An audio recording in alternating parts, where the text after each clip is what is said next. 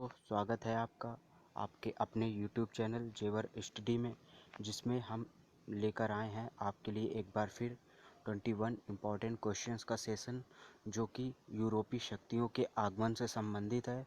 और ये सेशन आपके लिए आने वाले एग्ज़ाम्स में बहुत ही हेल्पफुल होगा। तो दोस्तों, यदि आप इस चैनल में नए हैं तो इस चैनल को लाइक, सब्सक्राइब एवं शेयर करना बिल्कुल भी ना भूलें। तो दोस्तों, शुरू करते हैं इस सेशन का पहला क्वेश्चन, जो कि है भारत में प्रथम पुर्तगाली गवर्नर था। Option A Albuquerque, option B Dupleix, option C Francisco de Almeida, option D Zamorin. तो दोस्तों, प्रथम जो पुर्तगाली था जो कि भारत आया था, वो 1498 ईस्वी में वास्को डी गामा था, जो कि केप ऑफ गुड होप होकर भारत आया था और कालीकट बंदरगाह पहुंचा था। तो दोस्तों, लेकिन यहाँ पर बात हो रही भारत में प्रथम पुर्तगाली गवर्नर, तो इसका ऑप्शन आपका सी बिल्कुल राइट आंसर है दोस्तों। फ्रांसिस्को डी अल्मीडा, जो कि 1505 ईस्वी में प्रथम पुर्तगाली गवर्नर बने थे। तो दोस्तों, इसका जो आंसर है ऑप्शन सी बिल्कुल राइट आंसर है। जबकि ऑप्शन ए जो अल्बुकर्क है, अल्बुकर्क द्वितीय पुर्तगाली गवर्नर थे भारत के। और डुप्ले डुप्ले फ्रांसीसी गवर्नर थे। जबकि जमोरिन जमोरिन वह शासक था जिसने वास्को डी गामा का स्वागत किया था कालीकट में। तो दोस्तों, इसका राइट आंसर आपका ऑप्शन सी है, फ्रांसिस्को डी अल्मीडा। अब बढ़ते हैं हम अपने अगले क्वेश्चन की ओर। क्वेश्चन नंबर 2, अल्बुकर्क ने बीजापुर के यूसुफ आदिल शाह को हराकर किस क्षेत्र को जीता था? Option A Karnataka, option B Goa, option C Kerala एवं ऑप्शन डी गुजरात। तो दोस्तों, अल्बुकर्क ने बीजापुर के यूसुफ आदिल शाह को हराकर किस क्षेत्र को जीता था? तो इसका जो करेक्ट आंसर है वो है आपका ऑप्शन बी। जी हाँ दोस्तों, यूसुफ आदिल शाह को हराकर अल्बुकर्क ने गोवा जीता था 1510 ईस्वी में, जो कि इसका राइट आंसर है। तो दोस्तों, बढ़ते हैं हम अपने अगले क्वेश्चन नंबर 3 की ओर। पुर्तगालियों ने अपनी पहली कोठी कहाँ स्थापित की थी? Option A Machilipatnam, option B Surat, option C Cochin एवं ऑप्शन डी नागपट्टनम। तो दोस्तों, पुर्तगालियों ने जो अपनी पहली कोठी थी वो आपका ऑप्शन सी बिल्कुल राइट आंसर है, कोचीन में स्थापित की थी। जी हाँ दोस्तों, पुर्तगालियों की पहली कोठी कोचीन में स्थापित हुई थी। तो अब बढ़ते हैं हम अपने अगले क्वेश्चन की ओर। क्वेश्चन नंबर 4, भारत में तंबाकू की खेती, जहाज निर्माण तथा प्रिंटिंग प्रेस की शुरुआत का श्रेय दिया जाता है? ऑप्शन ए डचों को, ऑप्शन बी अंग्रेजों को, ऑप्शन सी पुर्तगालियों को एवं ऑप्शन डी डेनिश को। तो दोस्तों, इसका जो राइट आंसर है वो आपका पुर्तगाली है। जी हाँ दोस्तों, पुर्तगालियों को ही तंबाकू, जहाज निर्माण एवं प्रिंटिंग प्रेस का जो शुरुआत है उसका श्रेय दिया जाता है। तो ऑप्शन सी बिल्कुल राइट आंसर है इसका। अब हम चलते अपने अगले क्वेश्चन की ओर। क्वेश्चन नंबर 5, पुर्तगालियों के बाद भारत में किसका आगमन हुआ? ऑप्शन ए अंग्रेजों का, ऑप्शन बी डचों का, ऑप्शन सी डेनिश का एवं ऑप्शन डी फ्रेंचों का। तो दोस्तों, सबसे पहले पुर्तगाली आए और उसके बाद जो आगमन हुआ है वो आपका डचों का आगमन हुआ है। आपका ऑप्शन बी बिल्कुल राइट आंसर है। जी हाँ दोस्तों, पुर्तगालियों के आने के ठीक 98 वर्ष बाद आपका जो पहला डच यात्री था कार्नेलियन हाउटमैन, जो कि 1596 ईस्वी को भारत आया था। तो दोस्तों, इसका जो राइट आंसर है वो आपका ऑप्शन बी है, डचों का। तो अब बढ़ते हैं हम अपने अगले क्वेश्चन की ओर। Question number 6, Dutch East India Company की शुरुआत यानी स्थापना कब हुई? तो ऑप्शन ए 1605 ईस्वी, ऑप्शन बी 1602 ईस्वी, ऑप्शन ए 1601 ईस्वी एवं ऑप्शन डी 1606 ईस्वी। तो दोस्तों, इसका जो राइट आंसर है वो आपका ऑप्शन बी है, 1602 ईस्वी। जी हाँ दोस्तों, 1602 ही ईस्वी में डच ईस्ट इंडिया कंपनी की स्थापना हुई थी।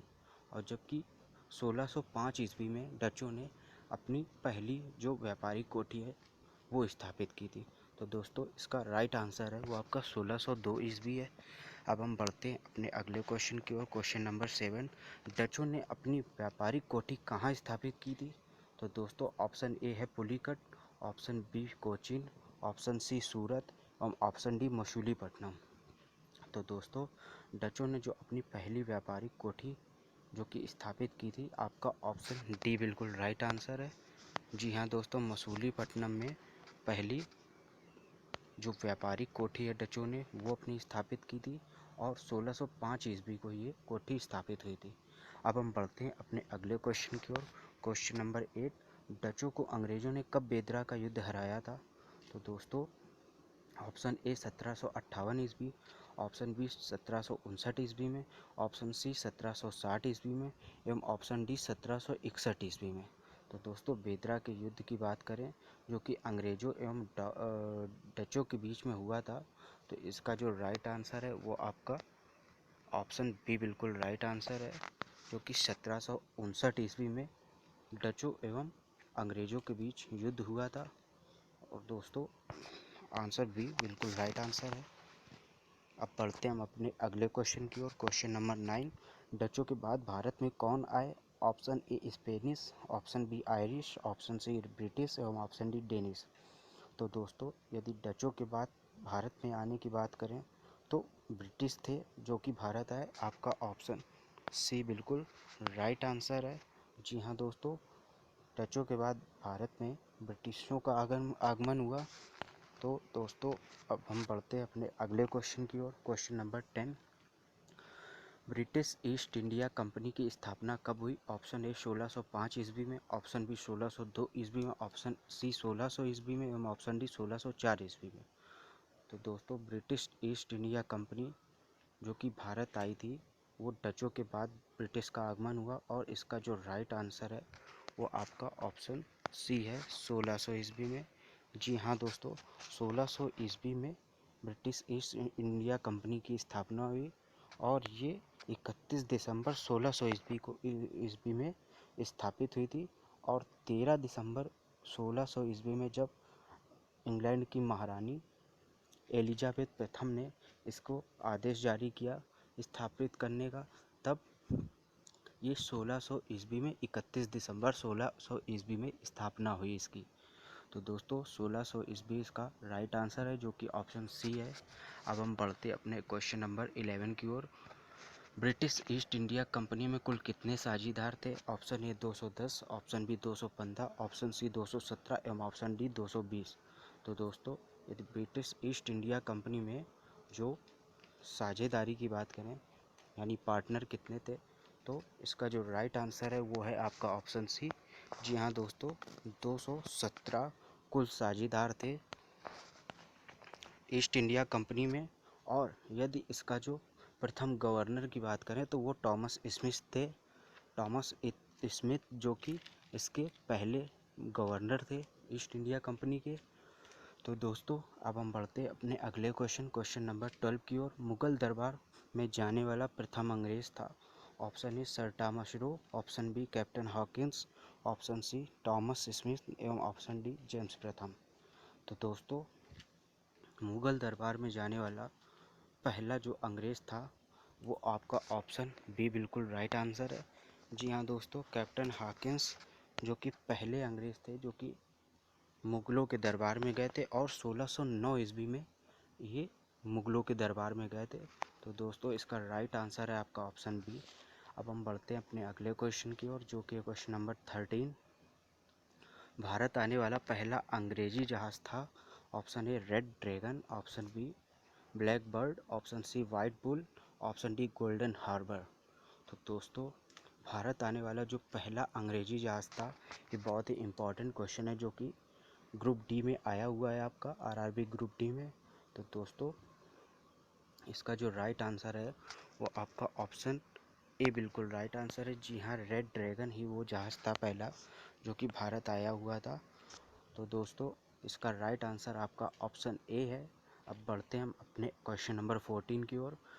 जहांगीर ने कब अंग्रेज़ों के लिए व्यापारिक फरमान जारी किया था? ऑप्शन ए 1605 ईस्वी में, ऑप्शन बी 1608 ईस्वी में, ऑप्शन सी 1609 ईस्वी में एवं ऑप्शन डी 1613 ईस्वी में। तो दोस्तों जहांगीर ने अंग्रेज़ों के लिए व्यापारिक फरमान जो था वो आपका ऑप्शन डी बिल्कुल राइट आंसर है। 1613 ईस्वी में अंग्रेज़ों के लिए व्यापारिक फरमान जो कि जहांगीर ने जारी किया था। और इसी फरमान के बाद सूरत में अंग्रेज़ों को फैक्ट्री बनाने की इजाज़त दी थी, जो कि थॉमस एल्डवर्थ के नेतृत्व में दिया गया था काम, ये सूरत में फैक्ट्री बनाने का। और ये व्यापारिक फरमान जहांगीर ने दिया था। तो दोस्तों इसका जो राइट आंसर है वो आपका ऑप्शन डी है, 1613 ईस्वी में। अब हम बढ़ते हैं अपने अगले क्वेश्चन की ओर। क्वेश्चन नंबर 15, अंग्रेज़ों को की कोठी फोर्ट सेंट जॉर्ज कहाँ पर स्थित थी? Option A Cochin, option B Surat, option C Madras एवं ऑप्शन डी बम्बई। तो दोस्तों अंग्रेज़ों की जो मशहूर कोठी फोर्ट सेंट जॉर्ज थी वो आपकी स्थित थी। इसका जो राइट आंसर है वो आपका ऑप्शन सी है, यानी मद्रास। जी हाँ दोस्तों, ये कोठी मद्रास में स्थित थी। तो दोस्तों इसका जो राइट आंसर है वो आपका ऑप्शन सी मद्रास है। जी हाँ दोस्तों, मद्रास को फ्रांसिस डे ने चंद्रगिर के राजा से पट्टे पर लिया था। और ये आपका 1639 ईस्वी में पट्टे पर लिया गया था मद्रास को। और वहीं पर फोर्ट सेंट जॉर्ज की जो कोठी थी वो स्थापित हुई थी। तो दोस्तों इसका जो राइट आंसर है आपका ऑप्शन सी है। अब हम बढ़ते हैं अपने अगले क्वेश्चन की ओर। क्वेश्चन नंबर 16, पुर्तगालियों ने बम्बई को किसको दहेज में दिया था? ऑप्शन ए चार्ल्स द्वितीय, ऑप्शन बी जेम्स प्रथम, ऑप्शन सी थॉमस एडवर्थ एवं ऑप्शन डी फ्रांसिस डे। तो दोस्तों पुर्तगालियों ने बम्बई को जो दहेज में दिया था वो आपका ऑप्शन ए बिल्कुल राइट आंसर है। जी हाँ दोस्तों, चार्ल्स द्वितीय जो कि इंग्लैंड के राजकुमार थे और इनका विवाह पुर्तगाल की जो राजकुमारी थी कैथरीन ऑफ ब्रेगेंजा उनके साथ 1661 ईस्वी में हुआ था। और पुर्तगालियों ने इन्हें तब दक्कन का पठार यानी दक्कन ट्रैप, जिसे मुंबई के नाम से जानते हैं, उसे दहेज में दिया था चार्ल्स द्वितीय को। तो दोस्तों इसका जो राइट आंसर है वो आपका ऑप्शन ए चार्ल्स द्वितीय है। अब बढ़ते हैं हम अपने क्वेश्चन नंबर 17 की ओर। अंग्रेजों ने बम्बई को पश्चिमी तट का मुख्यालय कब बनाया? ऑप्शन ए 1661 ईस्वी में, ऑप्शन बी 1668 ईस्वी में एवं ऑप्शन सी 1687 ईस्वी में एवं ऑप्शन डी 1680 ईस्वी में। तो दोस्तों अंग्रेजों ने बम्बई को जो पश्चिमी तट का मुख्यालय वो बनाया था, ऑप्शन सी आपका राइट आंसर है। जी हाँ दोस्तों, 1687 ईस्वी में बम्बई को पश्चिमी तट का मुख्यालय बनाया गया था। इससे पहले सूरत पश्चिमी तट का मुख्यालय था। तो दोस्तों 1661 ईस्वी में तो अंग्रेज़ों को यानी चार्ल्स द्वितीय को पुर्तगाल से दक्कन का पठार यानी बम्बई प्राप्त हुआ था। और 1668 ईस्वी की बात करें तो 1668 ईस्वी में चार्ल्स द्वितीय ने ईस्ट इंडिया कंपनी को इसे पट्टे पर दे दिया था। और 1687 ईस्वी में ईस्ट इंडिया कंपनी ने इसे पश्चिमी तट का मुख्यालय बनाया। तो दोस्तों इसका जो राइट आंसर है वो आपका ऑप्शन सी बिल्कुल राइट आंसर है। अब बढ़ते हैं हम अपने अगले क्वेश्चन नंबर 18 की ओर। फ्रांसीसियों ने भारत में अपनी पहली कोठी कहाँ स्थापित की? Option A Pondicherry, option B Surat, option C Cochin एवं option D Madras. Option A Pondicherry, option B Surat, option C Cochin एवं ऑप्शन डी मद्रास। तो दोस्तों जो फ्रांसीसियों ने अपनी भारत में पहली कोठी थी वो आपकी ऑप्शन बी बिल्कुल सही है, यानी सूरत में बनाई थी यानी स्थापित की थी। तो दोस्तों फ्रांसीसियों की जो पहली भारत में कोठी थी वो आपकी सूरत में सन 1668 ईस्वी में स्थापित हुई थी। तो दोस्तों इसका जो राइट आंसर है वो आपका ऑप्शन बी है, यानी सूरत। बात करते हैं हम अपने अगले क्वेश्चन नंबर 19 की। प्लासी का युद्ध कब हुआ था? ऑप्शन ए 1755 ईस्वी में, ऑप्शन बी 1757 ईस्वी में, ऑप्शन सी 1760 ईस्वी में एवं ऑप्शन डी 1765 ईस्वी में। तो दोस्तों प्लासी का युद्ध जो कि हुआ था आपके ऑप्शन बी इसका बिल्कुल राइट आंसर है। 1757 ईस्वी में 1757 ईस्वी में आपका प्लासी का युद्ध हुआ था, और जो कि बंगाल के नवाब सिराजुद्दौला एवं जो अंग्रेज़ थे रॉबर्ट क्लाइव उनके बीच हुआ था। और इस युद्ध में जो बंगाल के नवाब थे उनका जो सेनापति था मीर जाफ़र, उसने उनके साथ धोखाधड़ी कर दी थी, यानी गद्दारी कर दी थी, जिससे सिराजुद्दौला वो युद्ध हार गए प्लासी का, और रॉबर्ट क्लाइव ने मीर जाफ़र को बंगाल का नवाब बना दिया। तो दोस्तों इसका जो राइट आंसर है वो आपका 1757 ईस्वी है, ऑप्शन बी। अब हम बढ़ते अपने अगले क्वेश्चन की ओर। वांडीवास का युद्ध कब हुआ?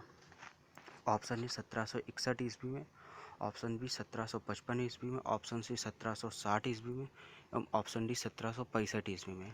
तो दोस्तों यदि वांडीवास के युद्ध की बात करें जो कि अंग्रेज़ों एवं फ्रांसीसियों के बीच हुआ था, और ये आपका ऑप्शन सी बिल्कुल राइट आंसर है, यानी 1760 ईस्वी में जो कि वांडीवास का युद्ध हुआ था अंग्रेज़ों एवं फ्रांसीसियों के बीच में। तो दोस्तों इसका जो राइट आंसर आपका ऑप्शन सी है। अब हम बढ़ते अपने अगले क्वेश्चन की ओर जो कि है क्वेश्चन नंबर 21। बक्सर का युद्ध कब हुआ? ऑप्शन ए 1764 ईस्वी, ऑप्शन बी 1765 ईस्वी में, ऑप्शन सी 1762 ईस्वी में, ऑप्शन डी 1768 ईस्वी में। तो दोस्तों यदि बक्सर के युद्ध की बात करें जो कि आपके बंगाल का नवाब जो कि मीर जाफ़र का दामाद था मीर कासिम, और मीर कासिम अवध के नवाब शुजाउद्दौला एवं जो मुग़ल बादशाह थे शाह आलम द्वितीय, इनकी जो तीनों की एक सेना थी और दूसरे अंग्रेज़ों की सेना जिसके सेनापति हेक्टर मुनरो थे, इनके बीच हुआ था। और ये युद्ध आपका ऑप्शन ए बिल्कुल राइट आंसर है। 1764 ईस्वी में ये युद्ध हुआ था जिसमें बंगाल के नवाब यानी मीर कासिम की हार हुई थी, और फिर मीर जाफ़र को दोबारा से बंगाल का नवाब बनाया गया।